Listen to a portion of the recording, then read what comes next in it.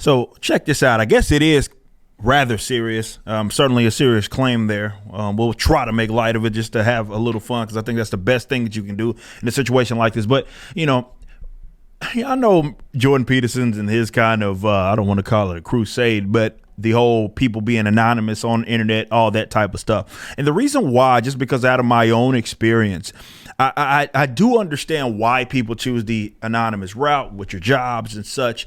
But also, I can certainly empathize with where Jordan Peterson comes with some of his views on that, at least in partial, because I've dealt with this sort of thing where you have people that are basically talking about things that have real world implications, right? Serious accusations, serious claims about people, but we can never tie it back to them. So no matter how far this stuff gets spread, they are virtually rid of the of everything, any sort of wrong sort of doing. But check this out. Listen to this claim. So this is posted by, you know, some stuff that I've never even heard of, but this is what this anonymous poster posted. Eric July is planning attacks against Marvel and DC. Didn't hear from me, but Eric is grooming and selecting the most extreme gamer-gators, whatever that is, comics gators, to physically harass and potentially attack writers and artists at Marvel and DC and use it to promote his new book. Okay. So, first of all, that's stupid. It's obviously wrongful. It is you got to be a true piece of shit to try to conjure up something like that, because that's the hope that it spreads and, you know, there's some sort of rumor floating around, and you know what, people hate you and they despise you. They despise your efforts. They're going to cling to it no matter what and no matter how false. We've already seen this with some of these bogus accusations. There's a full video on this with people like, you know, you call someone a white supremacist or saying they're associated with the party with the dude with the funny mustache from Germany. Like, that type of stuff is not funny, dude, but people do it and they don't care, because more importantly, it's about ruining you and ruining your livelihood and ruining and all of what comic books. Now, of course, again, not true. There's no receipts to support the claim. It's just, hey, some guy who might, I don't know, maybe I debated someone that he doesn't like, or I have a position on a comic book character that he doesn't like, or the people that he doesn't like supports me, and therefore they're going to post this garbage. And then you got weirdos also in here that are so upset at the moronic idea. Well, let me say this. They're really upset. Like, this guy right here is like trying to decline the idea. He thought I made, I don't know how much money he thinks I made, but trying to act as if they're somehow, again, cooking up the books, all of that sort of stuff, as if, you know, we don't have receipts or anything of how much money we not only made, but how many stuff we sold. And this guy just doesn't want to believe it. And really, that's where this all sort of stems from. It's, you don't want to believe it, that a guy that was seen as an outsider to your mainstream audience, or the mainstream audience, or the mainstream, let's say, establishment in comic books, with his own audience. And the guy in one of these comments, he calls me like, like he talks about this, because basically, yeah, we did better than Keanu Reeves, though they did a crowdfund. We didn't. Saying that he's calling shenanigans because some obscure nerd rage YouTuber, as if, I don't know, have 500,000 some subscribers on YouTube, or as if I haven't, you know, been doing entertainment really since I was a teenager, as if I haven't been on YouTube since I was 16 years old, as if I haven't been building this audience. It is through commentary on the political stuff, social stuff, entertainment stuff, or the stuff that I was doing, you know, with Be the Fire from Gods, or with Backwards, and selling Billboard charting, you know, freaking albums. I guess none of that matters. I'm just some obscure. See, what it all boils down to is they don't like the fact that a person like myself, who they hate politically, socially, whatever, has different views of whatever, saw success. And when I tell y'all this is what's on the line, this is what I mean. This is another example of it. When you wonder, like, damn, all he did was start a comic book. Why is he so hated? That's it. It's that simple. These people are assholes and they hate you.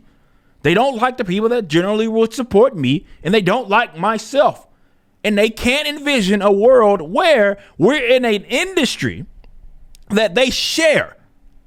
They don't like that. They want to be able to control. And this is what all this was, man. This is what ISOM was. It was something that they can't get their greasy hands on, started by someone that they despise, liked by the people that they have been talking down on, calling all of these names over the last years, having fun, building their own sandbox, and they think that it can happen.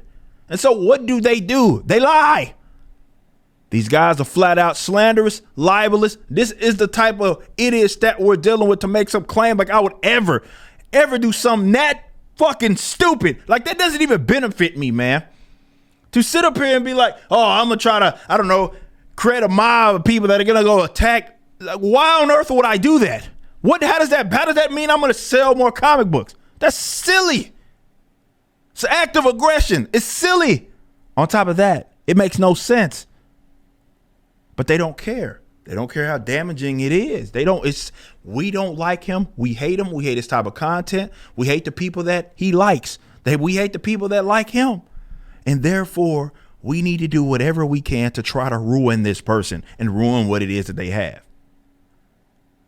They don't like it. They don't like us. And so they think remember I said in the previous video, that they try to paint you as the ugliest person they possibly can because they want their slanderous, libelous, just disrespectful, egregious things that they say and do. They want that to be justified. And they feel like it is justified in the event they could paint you as the most evil human being and that you're doing something nefarious and that you're doing something that's up to no good. If you are the person, the asshole that would dare spread something like that or attempt to spread something like that, which is a very serious claim, I wish you would out yourself, right? And I know you're not going to do it, but I wish you certainly would, so that we know at least the person, because I'm a real person.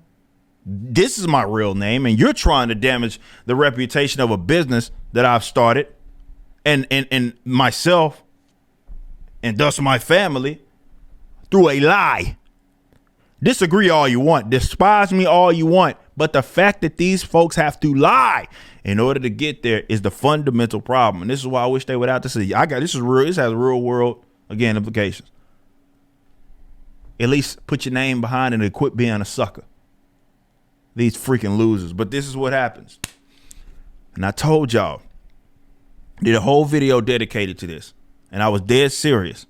When you enter into a industry that especially the authoritarian or social justice left has control of, like in entertainment, you need to be prepared for people. It doesn't matter how nice you are. It doesn't matter how, you approach it. You can be, I'm rough around the edges, but you can be not rough around the edges. But let's assume that you don't think like them on certain issues.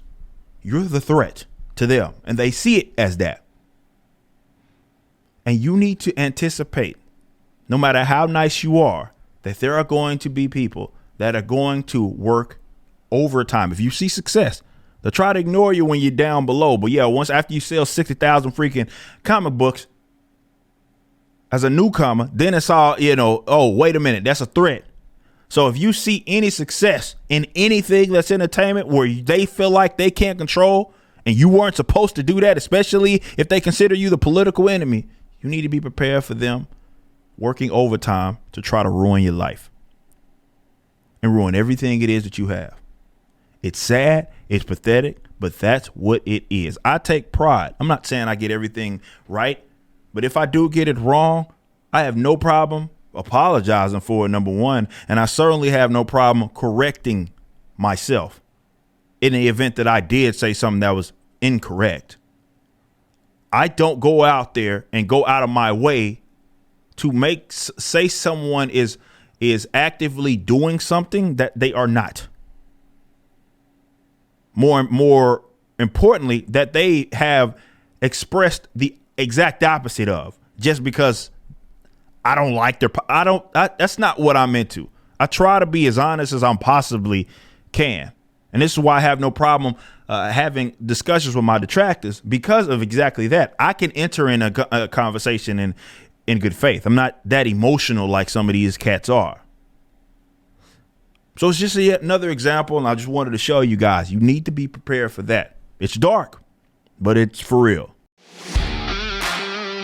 Wherever you're viewing the content, I appreciate you. If you enjoyed it, you may be interested in my comic book company, Rippaverse Comics. Our first book and campaign, ISOM #1, brought in $3.7 million with tens of thousands of satisfied customers.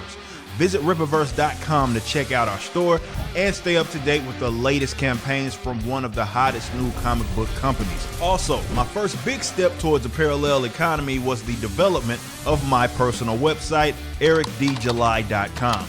This entirely replaced my Patreon. Now, if you enjoy this content, please consider becoming a member over at the website. We have an ever-expanding list of perks for various membership tiers, a forum, and a phone app. Some of these perks will even benefit you if you're fans of the Rippaverse. Anyway, I appreciate you so much for being a supporter and or customer.